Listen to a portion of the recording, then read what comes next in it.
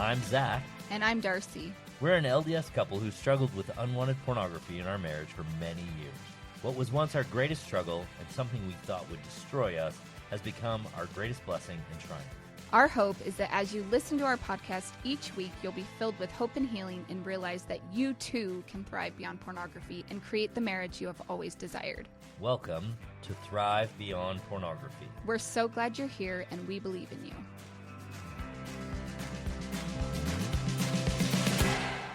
Hey friends, this is Zach. Darcy's not with me today. I am sharing an episode with you that I did with my friend Amandalouder that she posted on her podcast a couple weeks ago. So if you heard it there, you've basically heard it. But if you're hearing it here for the first time, I hope you enjoy this. I hope it's worthwhile. I hope that what we offer here, what I give you here, is helpful in your quest to be the kind of parent and the kind of church leader that you want to be around pornography and around modesty in particular, but also really around everything to do with the For Strength of Youth pamphlet. So again, this is my conversation with my friend Amandalouder, who does the podcast Sex for Saints. Go check it out. She's a fantastic coach. And without further ado, here's that conversation. Welcome back to the podcast, everyone. I'm here with my good friend and fellow coach, Zach Spafford. Hey, Zach. Hey, how you doing? Good. How are you? I'm so good. Good. Now, you've been on the podcast before with your lovely wife, Darcy. She's awesome. She's amazing. I love her so much. Yeah. But maybe you should just introduce yourself again. I'm Zach. Darcy and I are the hosts of Thrive Beyond Pornography, which is our podcast, and we help Latter-day Saint couples who are struggling with pornography in their relationship at some stage, whether it's the beginning or, you've gotten pretty far into making sure that pornography is part of your life, not part of your life, but or maybe it is. but really, we're helping people who are looking to not just eliminate a habit, but really recreate the relationship that they want and then thrive beyond pornography in real and meaningful ways. Awesome. And would you just go ahead and introduce yourself for my audience so they know exactly who you are? I'm Amandalouder. I am a certified sex and marriage coach for conservative Christian women. I help Christian women learn to embrace their sexuality and love their sex life. I help them have a better relationship with themselves, with their spouse, and of course, with their sexuality so that they can have a great sex life with their spouse. Which is amazing work. Darcy and I have seen you in action at your retreat. We love the work that you do. This is a very important work. Would you just tell us where it is that we can find you? You can find me at amandalouder.com, where you'll find links to my podcast, to my membership, and my courses and retreats. That's all that I've got going on. On social media, you can find me at Amanda Louder Coaching, and my podcast is called Sex for Saints. I highly recommend you go check it out. It is a great podcast. It's one of my favorite podcasts out there. Please go check it out. She is an amazing podcaster and an amazing coach. Well, Sweet. Zach and I are really good friends. I mean, we've been having a lot of fun together lately. Yeah. And we seem to always have these really great discussions around different aspects of the gospel that we see that are so problematic for so many of our clients in different aspects. So the topic that we're going to tackle today together is modesty. Now, full disclosure, we decided to do this podcast before the new For Strength of Youth pamphlet came out, Totally. But I think it's still going to be very applicable. Yeah, I wholeheartedly agree with that because I think that even though we have a new guide, I don't think people have really put enough thought into it yet, and there will continue to be some trickle down of old ideas. For sure. And so I'm in the Young Women Presidency in my ward. So I see, firsthand what a lot of these things are happening in real time, right? Yeah. I also am involved in some Facebook groups for young women leaders. And I see a lot of the young women leaders coming and saying, okay, now my girls are coming and saying, oh, now I get to just do whatever I want and wear whatever I want and all this stuff. And so I think really having this discussion is going to be really great for parents, young men, young women leaders, bishoprics, and maybe even the youth themselves. Well, I've got a little tiny piece of the story that I'm going to tell you later. But we met someone who was on the Young Women's General Board. I'm going to tell you the rest of that story later because I think it's a really cool story. But one of the things that she mentioned when we spoke with her was that the seminary teachers and the people on the front lines of this, the people who are the adults teachers of youth in our wards, but she was specifically referencing a seminary teacher who had come to her and was like, I don't know how to discuss this because of exactly that sentiment, which was, oh, I can just do whatever I want now because it doesn't say that I have to follow this rule. Yes. And I don't think that that's the meaning of this. And I'll tell you more about that, our conversation with her. But I think that we really have to be clear as the adults in the room that it doesn't just mean, well, it means you can do whatever you want, right? Because you have agency. Because you always can have been able to You do always whatever could have done, right? You always could have done whatever you wanted. Yeah. However, is that driving you towards the person that you want to be, towards your values and towards the gospel that you want to live? Exactly. And more importantly than that, towards your Heavenly Father. 100%. So maybe, I mean, for the people who don't understand why the past, guidelines we've been given around modesty have been problematic, maybe we should talk about that first. Yeah. Well, and maybe this is a good place to tell my story. Okay. Yeah. Because I want to be really clear about this. I'm not, I'm going to be speaking about my current stake president. So I want to be really clear. I'm not trying to underbus him. I'm not trying to say he's totally wrong and I'm totally right. I want to be really clear and respectful of the culture that has been the culture of the Church of Jesus Christ of Latter-day Saints in Utah specifically. Yes. But also possibly in other parts of the country and maybe even parts of the world. I want to be respectful of that because I think that this is where we were and many people are still there. And so this is really about being willing and able to not just think beyond the rules, but think more towards agency and spirituality in a new and more, I think, important and effective way. Yeah. And again, I also want to be clear. Both of us are strong members of the church. We love the gospel. We love our leaders. Like, we're not here to bash our leaders in any way, shape, or form. Absolutely not. But I think, and you and I agree on this, we have seen a maturing happening. President Nelson, I think, has been really instrumental in that, as a membership, as a church, we need to move beyond the checklists and mature into a more empowered, integrity-based, agency-based way of living our lives. And I think you agree with me on this, that my belief is that many of us are feeling this calling of becoming life coaches to help the individuals adjust to that change. Yeah, I think that's really important. I also think it's important to recognize and just say up front that you and I, we're not speaking for the church. No, we're not. That's not our job. That's not our job. These are our opinions. These are our positions. Yes. I believe they're well considered, but I also recognize that we are not speaking in any sort of official capacity for the Church of Jesus Christ of Latter-day Saints. Correct. I also want to be really clear that this is my perspective, part of which may not reflect well on my stake president. I'd like to offer, as I talk about this, that this story is not about him. My perception in it is only about me. And if the thing that you take from this story is that the stake president was criticized, then I believe you've missed the point, which is when we're faced with these friction points, as we all are and all will be, it's important to self-reflect and make our choices based on our internal and eternal compass, not on the leadership that we find in place at a given moment. So all of those caveats aside, what's the problem here? Okay, so tell your story, because we want to. Yeah, so about a year and a half ago, our daughters came home, and I think this story just encapsulates the problem in itself. Our daughters came home with a packing list for young women's camp. And it was like, no shorts, no tight pants, no tank tops. It was very proscriptive. It was like all of these really specific guidelines around what the young women were to wear to camp. And our sons came home And I kid you not, this is a direct quote from their packing list. Wear clothes appropriate for camping. Yes. Right?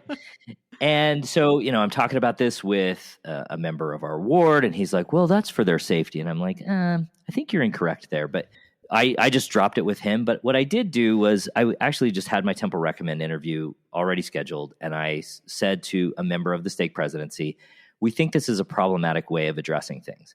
And we're concerned that this is what is being taught to our children, not because we don't teach them about how to respect themselves and respect their bodies, but because what this message sends is a message that your body is dangerous and it's not okay for you to be comfortable in your body, even if that means that someone else sees more of you than they think they ought to. Yes. And so this was really interesting. I mentioned it to him. I said, this is problematic and, whatever. We get a call from the stake executive secretary, and he's like, hey, the stake president would like to meet with you. Okay. All right. Well, so he brings us in and he's like, well, we checked around with other members of the stake and we just don't have an appetite currently for changing this rule. So Darcy and I proceeded to explain to him why it's a bad idea to have this rule, and we're going to probably talk about some of these things more in detail here in a minute. But we really were striving to convey to him that this way of thinking creates some really difficult meaning frames for the young women, right? Yeah. If I have to control what I wear so that I can help the boys out, so that they don't think bad thoughts, which. Well, it doesn't matter what you're wearing. If a guy thinks you're hot, he's going to think the thoughts he's going to think, right? Well, and teenage boys know you have breasts under your shirt, right? Whether they're covered or not. And guess right. what? That's what they should actually be thinking about. Oh, new idea. Right. I know. But yes, keep going. So we offered our opinion to the stake president, and in part of the conversation, he said, well, the For Strength of Youth pamphlet of the time is the guideline. And I straight said to him, I said, that's not doctrine, right? Which a lot of people do consider it doctrine, which is crazy to me. I mean, I've had this discussion with so many people like, no, it's doctrine. Doctrine doesn't change. The For Strength of Youth pamphlet changes consistently. Yeah, if you read the one from the 1960s, you'll be real surprised. Yeah.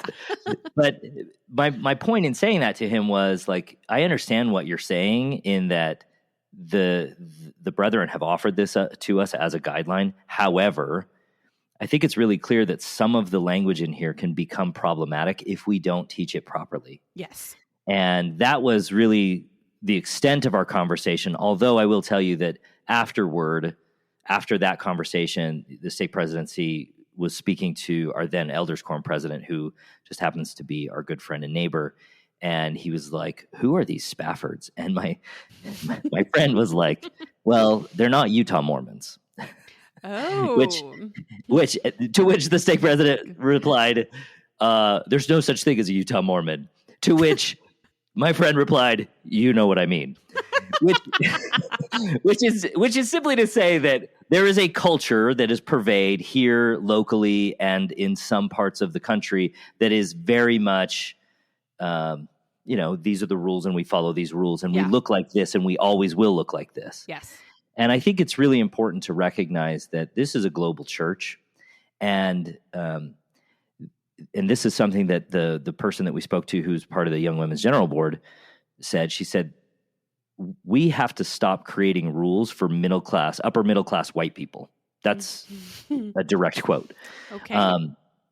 And really, because for us, that I think all those rules might have made sense to a certain degree. But they don't necessarily reflect the reality on the ground in every part of the world. Yeah. And that's why, like you said, we did not plan to talk about this new For Strength of Youth pamphlet, but the furtherance of this story. So that we ended that conversation, I pretty much felt like we were not listened to. And that may not be true. I'm only speaking from my own personal perspective. I'm not trying to tell you guys that my stake president's a bad person, because he's not. He's a really good, kind human. I just think sometimes it's hard, especially when you're in a position of leadership and very new to that position of leadership. It's hard to think beyond what you believe is exactly what you're supposed to do. I also want you to know that I'm only telling you this part of the story to give you context for a later part of the story. So this is not the point of the story. Well, and this way of thinking has been perpetuated for many, many, many, many years. And if you've been living, especially in Utah, but in some areas outside of that. And I mean, I went to high school back east. I lived in Texas as an adult. Like, I haven't lived in Utah my entire life. But it is very prevalent within Utah community. I would say it's still prevalent some places outside, but not as much so. Yeah, I would agree with that. Yeah. So fast forward a little bit.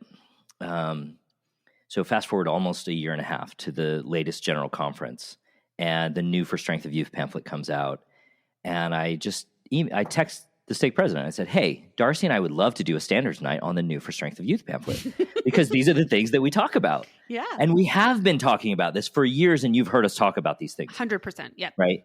And it was really, and this is on me. It's 100% on me. I'm not putting anything on the stake president, but I did not get a response. And for me, I felt like that meant that I don't belong. And it was a really hard weekend for me. Yeah. I'll be really honest with you. The thoughts of, I should leave this church. I should take my family away from these people who do not value our ideas or position or thoughts, who are just willing to ignore us outright, rather than be open to a dialogue and a conversation about what I believe to be the direction of the gospel, which is personal accountability, personal revelation, and both understanding and living the principles of the gospel without necessarily making it all about rules specifically. Yes. So it was a really very tough weekend that you for me. Felt that way. I mean, I remember we were actually messaging back and forth when they were introducing this new For Strength of Youth pamphlet, really feeling so encouraged by the direction. Still, I think both of us feel like there are still some parts that might be a little problematic, but for the most part, it's a really good direction. I think it's exactly the right step. Yeah. And so after that weekend, I just decided I'm in. I'm all in. It's not about him, and it's not about what he thinks. It's about me living the gospel. Yeah. Fast forward a little bit more, that weekend, the weekend after conference, we went to dinner with some coach friends of ours, because we only ever hang out with coaches. That's not true, but it kind of seems like it. It kind of seems like it. I think that's true for many of us too, not just you guys. And we're at dinner. Yeah. And we are talking about these things. We're like, it's about taking personal responsibility. It's about not just having a rule, but living based on the values that you have. And we were just discussing that with this older couple who are also coaches, or she's a coach. And we get up to leave, and this guy stops us. He's like, hey, can I talk to you? Ooh, and we're like, and it turns out that his wife is a member of the Young Women's General Board. And I'm not going to mention her name, not because I just don't want it. I don't want it to seem like this is being endorsed by the church. That's all. Right. I'm just telling you this story. So there it is. You do whatever you want with it. And she says, we're so glad you've caught the vision of this. And I'm like, we've been had the vision of this, right? Yeah. For us, this has been ongoing. Been years. Yeah. Right. And one thing she said was that they have been working on this for 5 years. Yeah. She has been part of that committee for 5 years. They thought it was going to come out about 2.5 years ago, this new For Strength of Youth pamphlet. But for me, and this is just my own personal thank you from Heavenly Father, or to Heavenly Father about this. For me, that was a witness to me, a testament to me that I'm on the right track, no matter what the stake president does or doesn't do. Yeah. And that my decision to stay and to be active and to be the person that I hope that I can be in all these interactions, that's the right direction for me. So that was really neat for me to be able to really have that come full circle. Yes. And there's lots to that story, but I think the point of this conversation, which is what is modesty? Because we sat down and we were like, we should have a conversation about what modesty is. Yeah, well, maybe even say, so we were at a LDS life coaches retreat together. Yeah. And it was a couple months ago. There were a lot of coaches there and a lot of moms there that had been just taking their daughters like homecoming dress shopping. Yeah. And so these conversations were coming up where like, okay, I know that I need to think differently about this, but I'm really struggling to figure out like, how do I have these conversations with my daughter? And like, how do I not, stay with the conditioning that I have had for so long about this? So just a little history on my end. I grew up, I've talked a little bit about my parents, just like they weren't the best about talking to me about sex, right? They still don't want to talk to me about sex. They really were great parents. I have great parents, but they really did conform to many of the checklists that, were prescribed for so long. Yeah. And from the moment that I turned 12, I was expected to wear clothes that I would be able to wear with garments. So my clothing had to be garment ready. And I remember we moved back east when I just turned 14, right before my freshman year of high school. And I was involved in the show choir, and we were doing a cabaret, and I was one of the dancers as well as singers. And I came out on stage in a dress with spaghetti straps. Oh man. And I saw the look on my parents' face, and they were in shock and they were so upset at me. And I could see it out in the audience. Wow. And when I got home that night, it was like, how could you do that? What would you say if Jesus walked in or the prophet walked in? And I felt so horrible about myself instead of being really, really happy about this wonderful experience I had being part of this great show. And so it then proceeded to, I had to go to my choir teacher and say, I either have to drop out of the choir because I can't wear this dress again, or you've got to make it so that I don't ever have to wear this dress again, because it is not okay with my parents. We can wear our robes, we can wear something, but I cannot wear this. And her compromise was that she had a seamstress create a drape to go over my shoulders. There was one other girl. There was actually 3 girls in the choir that were LDS. The other 2 girls, their parents didn't have a problem with it. Mainly probably because they weren't from Utah. Okay. But there was one other girl that was not a member of our church, but she was very large chested and uncomfortable showing that much cleavage. And so for the next 2 years, because I was there for 3 years, the next 2 years, anytime the choir wore that dress, I wore this drape overwards and made me stand out even more. And it was so awkward and uncomfortable.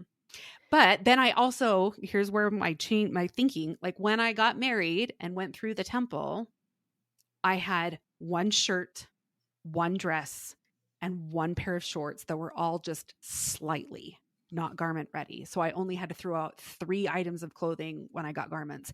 And I felt really proud about that at that point. Now I see it's kind of ridiculous, but because I was making the choice because I was afraid of my parents' reaction, and not because I was making the choice from a place of agency. Yeah. And my question is, what has that rule really given you? Like in terms of value? A lot of shame. Yeah. Yeah. It made me ashamed of my body. It made me ashamed of myself.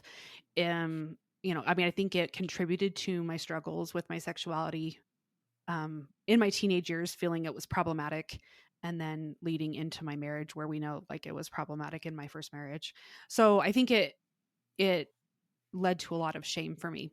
Now, fast forward, I've got 3 daughters, and I probably did some of that early on with them too. Yeah. Right. But started to see some changes. But my daughters now, I'm just like, are you comfortable? Is it appropriate for the occasion? And like, if they're comfortable and it's appropriate for the occasion, like, I feel that conditioning coming back in where I want to say something. And then I'm like, this is a me issue. This is not a you issue. This is not a clothing issue. Yeah. And I really have to rein it in myself and go, okay, what is actually at play here? And it always comes back to me and my conditioning. Yeah. And this to me is like, okay, well, what were we trying to accomplish? Yeah. When we set up these rules, because that's what they are, they're rules. And to me, to be clear, and I had at one point, I sent a text message to a member of the stake presidency because, again, at camp, one of the things that our girls came home with was that they had to wear pants and shirts to bed. They couldn't wear like a camisole or shorts to bed. They were told by, and I said, when are we going to stop offering rules for outcomes to our children and teach principles and let them govern themselves? Yeah. So to me, this is like the idea that has been like rattling around in my brain for a lot of years. Is it's about principles and let them govern themselves versus what I think we have spent a lot of time doing, which is rules for specific outcomes. Yeah. And unfortunately, those specific outcomes become problematic, right? So, right. My daughter and all my kids go to seminary. All my older kids go to seminary. Half our kids go to seminary. And there are 4 of them. And they were discussing modesty at seminary. And one of the girls was like, well, we gotta, help the boys out. And then another one of them did the well, would you be comfortable wearing that if Jesus were here? And I kid you not, this was my oldest daughter's response. Jesus is not a creeper. Yes. Good girl. Because he's not. No. But I understand.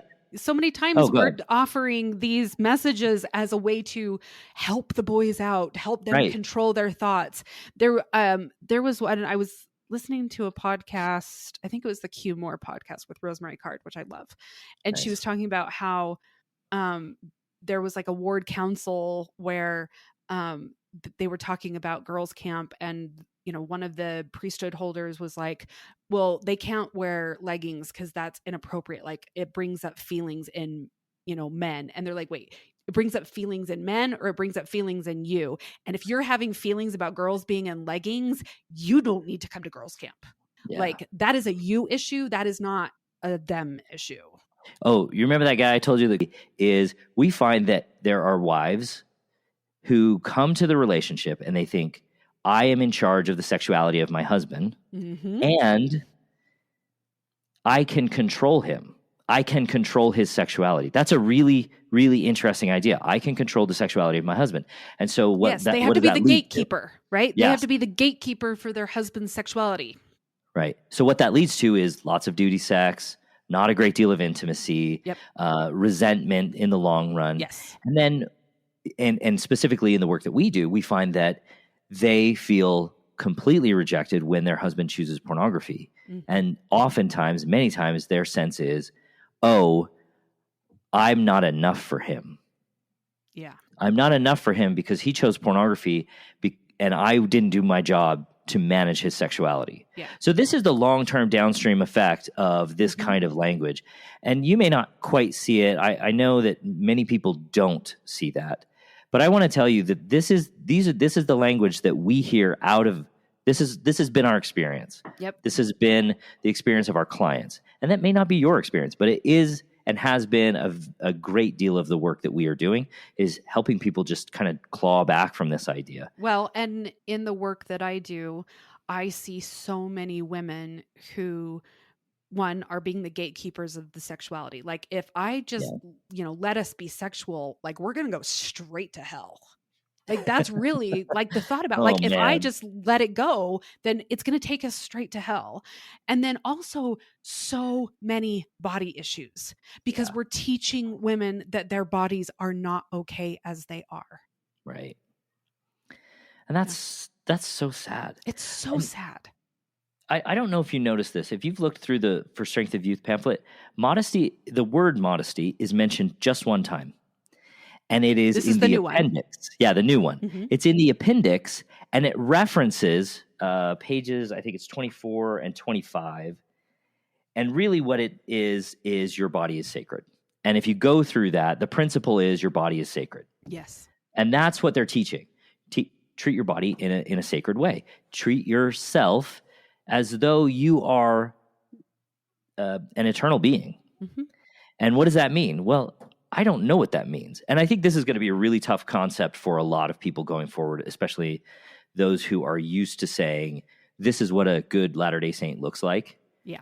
Is that it will look different for every person. And let me give you an example. My daughter, before this New for Strength of Youth pamphlet came out, came to my wife and said, hey, I want to pierce my earrings for a second time. Dun, dun, dun, right? And my wife at first was like, no, you can't do that. And as she thought about it, she kind of realized that the reason she was saying no is because she thought that she would be judged for it. Yeah.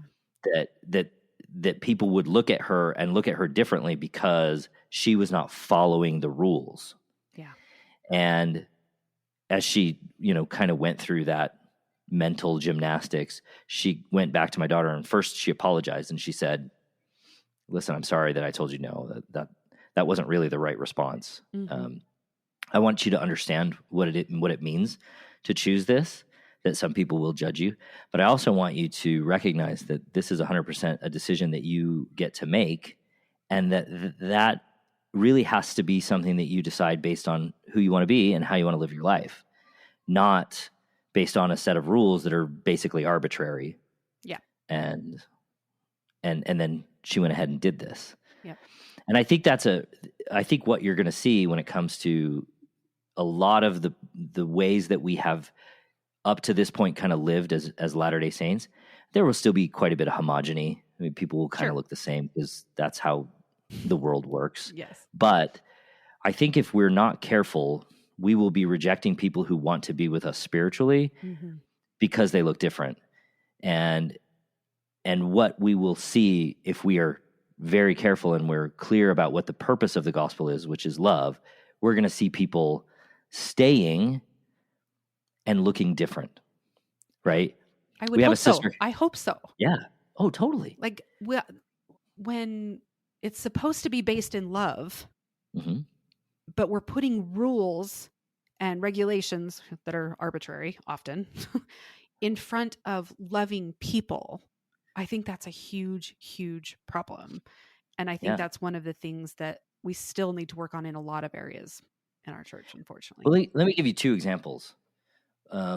One, we have a dress code here in the stake for stake dances, and you have to wear a button-down shirt or a shirt with a collar and a tie to stake dances.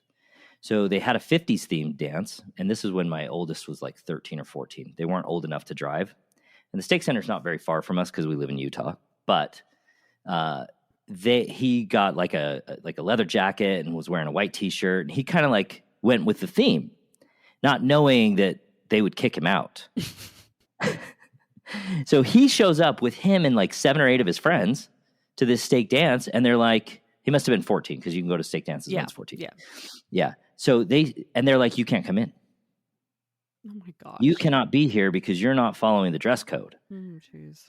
And so all 8 of those kids, they just walked home to our house. They walked to our house, and we had a party at our house. But to me, it was like, you're putting a rule ahead of what's right. Yeah.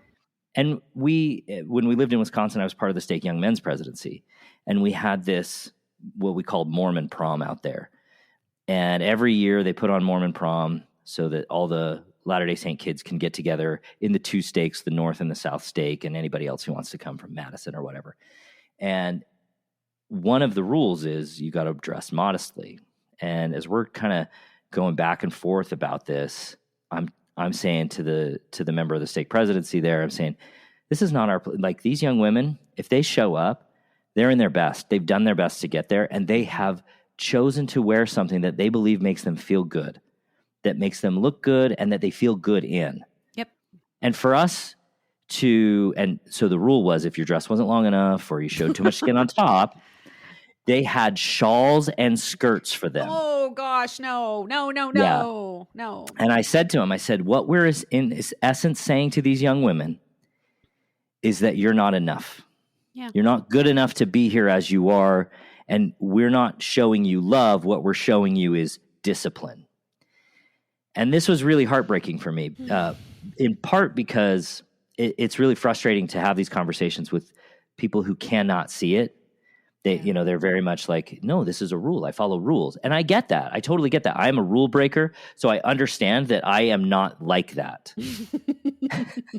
Like, if there is a rule and I don't think that it makes sense or I don't value it, I will try and break it at some point. But I also think it's important for people like that to recognize, wait, maybe rules are good for me, but maybe a rule is not necessarily the way that everyone needs to behave. Well, and it's not more important than loving people.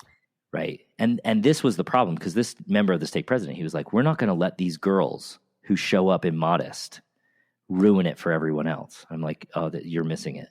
You're totally missing the point. Yeah. And I essentially said, I will not participate in that conversation. And I think it's unacceptable for you to ask the stake young women's presidency to participate in that conversation. Yeah. Because this is what I've told my daughters. If somebody comes to you and says, I don't think that you're dressed in an appropriate way, their response to that person is to be, if you have a problem with the way that I'm dressed, you're welcome to have a conversation with my father about it. Awesome. Because it's none of their business. Nope. And I will tell you, my girls dress probably more modest than anybody. Yeah, right? Right? I know. It's so crazy. I mean, I think, clothes do send a message about who you are and how you feel about yourself. We're always communicating messages about who we are. Yeah. But we, from the outside, we just get to love these people. So that's our job. So I'm in the Young Women's Presidency in my ward. We had Stake Girls Camp this year, and it was great. It really was. But we agreed as a presidency and advisors, we will not enforce a dress code if they come out with one. And what we told, and they did, it really wasn't too bad. They did say no shorts, but that was more of a safety issue than like they didn't say no leggings. Hallelujah. Okay. But they did say no shorts just because there are ticks and stuff. So just as a safety issue. But we even said with the girls, look, if you want to wear shorts, that's up to you. But just so you know, there's ticks up there. So it would be wise to not. Yes. But we are remember, you are going to be camping in the woods. Dress appropriately. Yeah. And beyond that, we didn't care. We had a swim party a few months ago.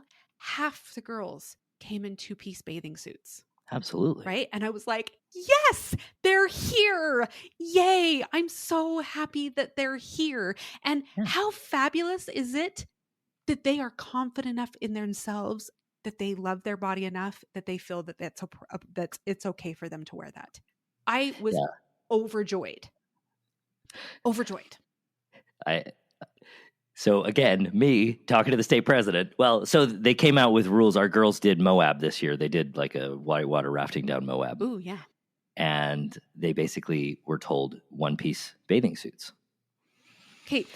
And how hard is it to go to the bathroom in the woods in a 1-piece bathing suit? Yes. Right. Okay. So I fumed over this for a whole week. I was like, okay, do I have to go in and have this conversation with the state president again? Because this is not a good idea. This doesn't make sense. This is a bad precedent to set. This is not a good thing. And instead, I did not call him. I called my friend who is part of the Young Women's Presidency, who happens to be my cousin, one generation removed, all the way back to Wild Bill Hickman, who is a contemporary of Porter Rockwell. Okay. Really deep, right? Really deep, yeah. It was one of those days where you pull out Ancestry on your phone and you're like, who are my relatives? Yes. And she was one of them. Yes, I love it.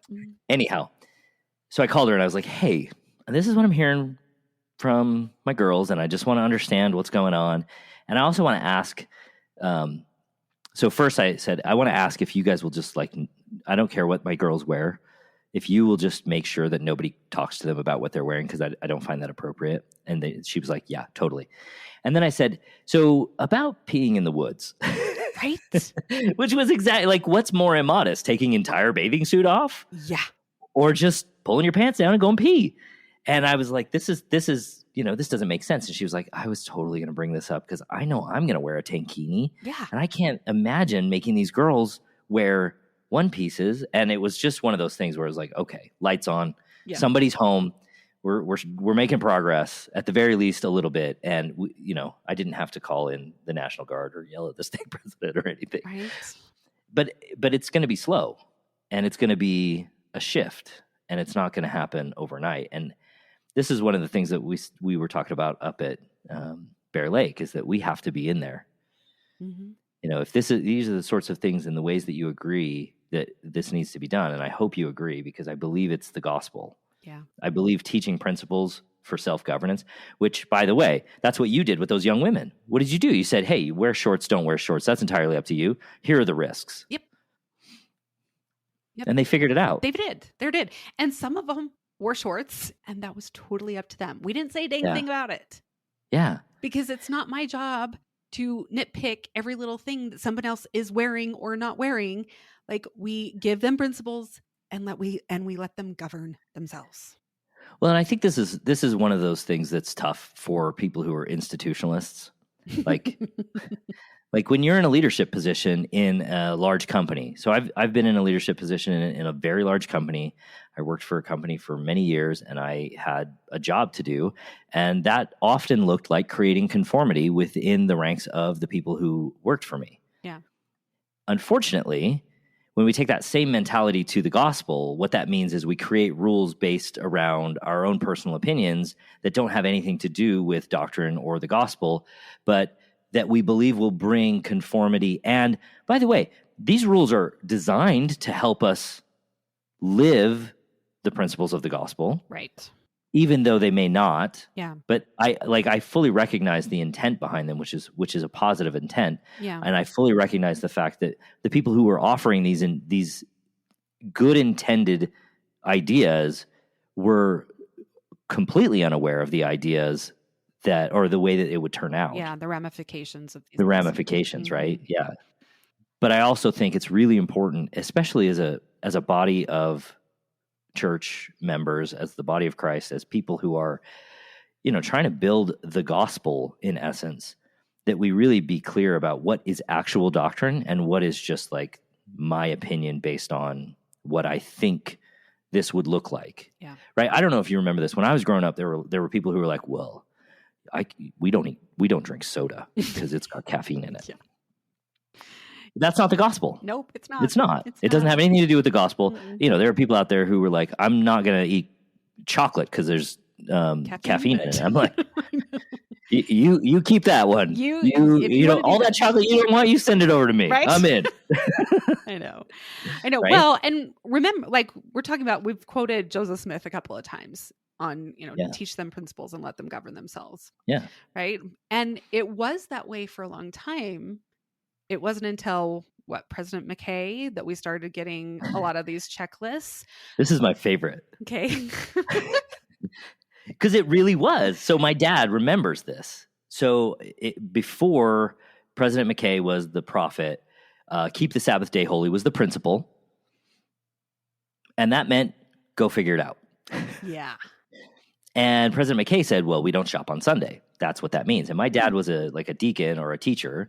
And at that time, you had like 3 different meetings. Right. And you would go to church, and then you'd go home, and then you'd go back to church. So between like priesthood and whatever the next meeting was, I think it was sacrament, they would go across the street and get treats from the bakery.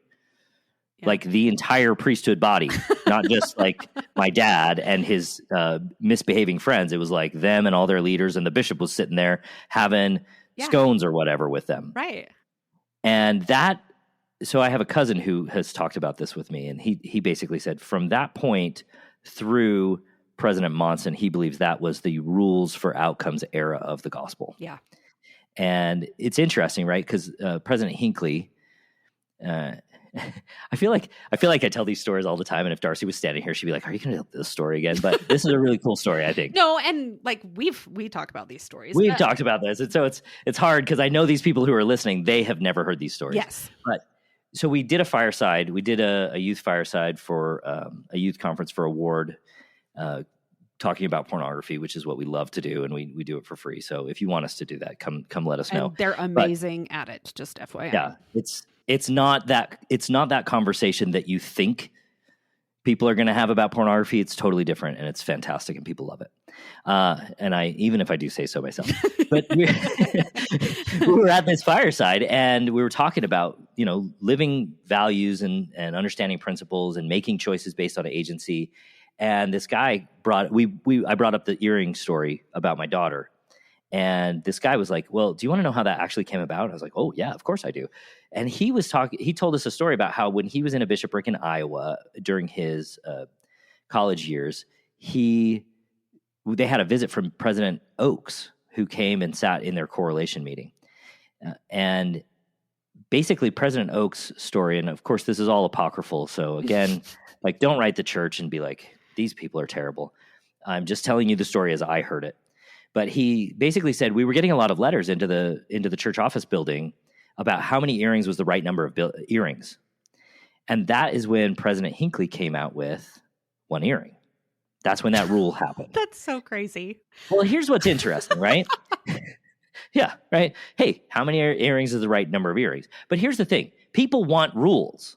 They do. People like rules. Do you know why we like rules? Because it's easier to follow rules than it is to figure it out. Figure it out. Yes. It's so much easier to have a rule that's like, wear one earring. If you wear more than one earring, then obviously you're out of the gospel. You're apostate.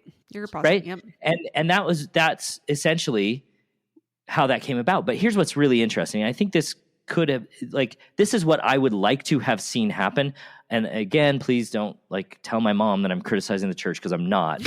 I'm just from a new angle giving an idea, yes, if you will. What if President Hinckley had instead gone and in that fireside where he said one earring, what if he had instead said, hey, we get a lot of letters about how many earrings is the right number of earrings? And the truth is, we don't know, because we want you to treat your body sacred, and that's an important part of the gospel. But is one earring too many? Is 2 earrings too many? Is 42 earrings too many? We don't know, because that's not really the important part of the gospel. The important part of the gospel is that you treat your body with sacred intent. Mm-hmm.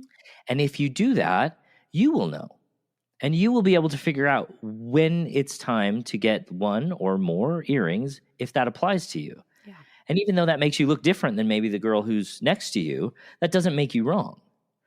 And in some cultures, wearing more earrings is important because it's part of your culture. In some cultures, having many tattoos is important because it's part of your culture. Yep. And that doesn't mean that we need to run out and all get tattoos or get earrings, but it does mean that we have agency. Yeah. And it's our opportunity to, as I like to say, what is it, Philippians, where he says, it's your responsibility to work out your salvation between you and the Lord with fear and trembling. And if you look at the ancient version of that text, fear means reverence. Yeah. Right. So Respect. What he's saying there, right. What he's saying there is, go figure it out.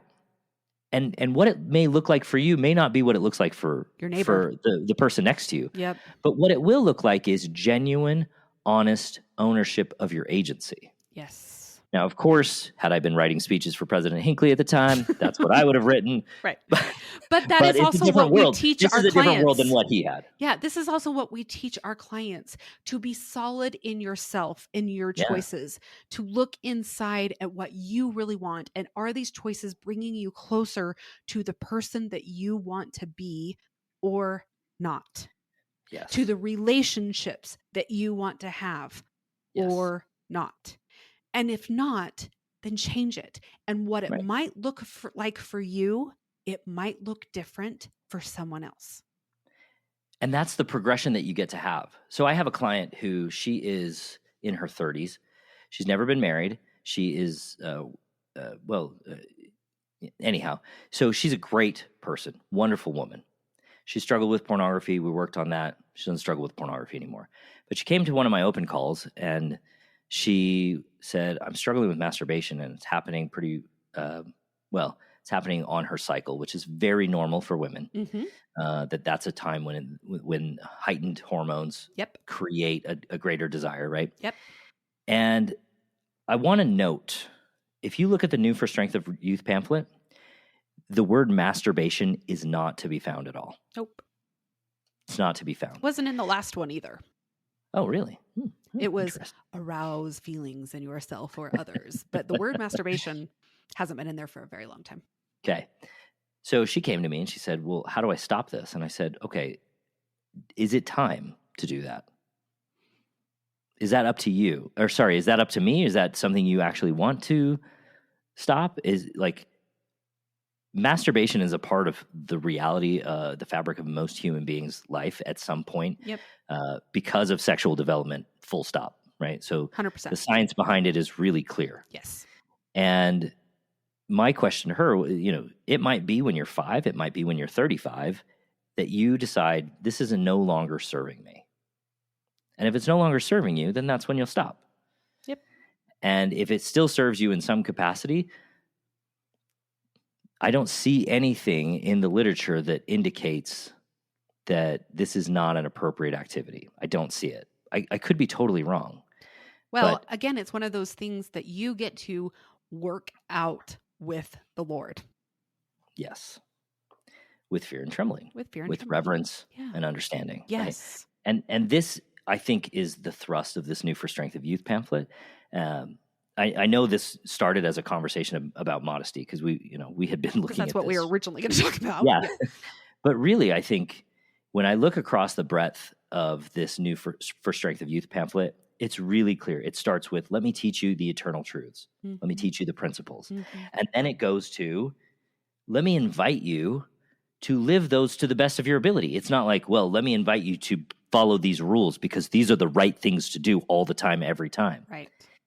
And then it says, here's what here are the blessings that you may receive as you live these principles. And then it gives, some questions and answers. But what I really like about this New for Strength of Youth pamphlet is that it says it's a guide for making choices. Mm-hmm. Darcy and I used to refer to the old one as the How to Judge Yourself and Your Neighbor book. I know. I love that so much. Because that's what it felt like. Yeah. And I think, the scripture on the very back of the pamphlet is, I think, really telling. It says, look unto me in every thought, doubt not, fear not. What I think the Lord is doing there is he's offering us an opportunity to continue to grow. Yeah. Gosh, I've got tears in my eyes. You guys can't see it, but I was crying too. I had to stop there for a minute. We're both, because this is the work that we do with people, and this is what we want to see in everybody's life. Yeah. Yeah, I 100% agree with that. And if you're a mom or dad or, just somebody who talks about this with the youth or anyone, and you feel like, oh, wow, I have not taught it in the way that really now comports with your new understanding, it's okay to just go down and apologize and just say, hey, listen, I screwed up. I messed something up. Yep. I think repair is one of the principles that we need to be teaching people in relationships. I know, I haven't, especially in those early days, I didn't handle things well with my children. I've talked about, I think before, I did not handle things well with my oldest son when it came to pornography and different things. And I've had to go back and say, I'm sorry, I didn't handle this well. And here's what I think and believe now.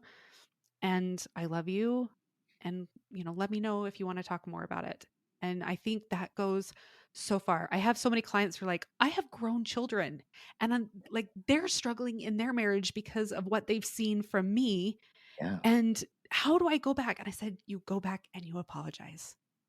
Totally. You just do. Repair is so, so important. And it's so important for our youth to see us apologize and the changes that we can make in ourselves, because then they know it's okay for them to make those too. Well, that's the essence of repentance. Yes, absolutely. Repentance is to change, to have a new mind. So if you look at the Greek root of the word, which is metanoia, it means to have a new mind. It's one of the meanings, but that's the meaning that I take, right? Yep. And if you think about it, what's your mind if it's not your thoughts? Yep. And once your thoughts change, once your belief structures change and you understand better, then you have repented. And that's when you get to stand on solid ground and say, hey, listen, I'm a little bit better now than I was. I used to suck more. Oh man, Zach, thank you so much for having this conversation with me. I think it's going to be so valuable for the people listening. I 100% agree. I'm so grateful for like-minded people who can see, just see beyond the culture and see beyond the ideas that we were offered. Yeah. And find, I think, greater and more valuable truths. That pearl of great price, as it were. Yeah. So if you have listened to this conversation and know that you have some work to do, feel free to reach out to me or Zach, and we are happy to help guide you in making those changes so that you can also not only change in yourself, but guide your youth and your children to doing this in really the way that shows love and respect for yourself and for others. Zach, why don't you tell them where they can find you? Yeah, you can find me at zachspafford.com, or you can find me on social media, thrivebeyond_for_couples on the Instagrams. I'll be honest with you.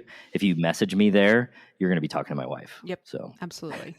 And if you want to reach out and you want us to come and do a fireside or anything, whether it's about pornography or about modesty or whatever it is, the new guidelines, we would love to do that. Darcy's favorite thing to do is to do these kinds of events. And although she's never spoken in church from the pulpit, I know. I love her so much. She loves to have real discussions with real people. Yeah. And we would love to do that. You can email me at zach@zachspafford.com. And the same goes for me as well, because I think these conversations are so, so important. All right, Zach, thanks so much for being here. Anytime. See ya.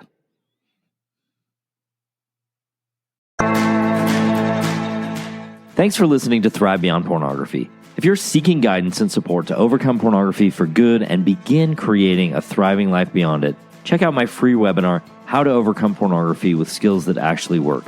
You'll learn practical, proven skills guided by an expert coach who has personally overcome pornography. Whether you're getting started for just yourself or along with your spouse, Darcy and I can teach you the tools that will help you put your life on the right path for you. Be sure to check out the show notes for a direct link, and if you could take a moment to leave a review wherever you listen to podcasts, it would mean the world to us. Your reviews play a significant role in helping others discover the show so they can join us on this transformative journey. Thank you for being part of the Thrive Beyond Pornography community. Until our next episode, stay strong, stay focused, and keep thriving.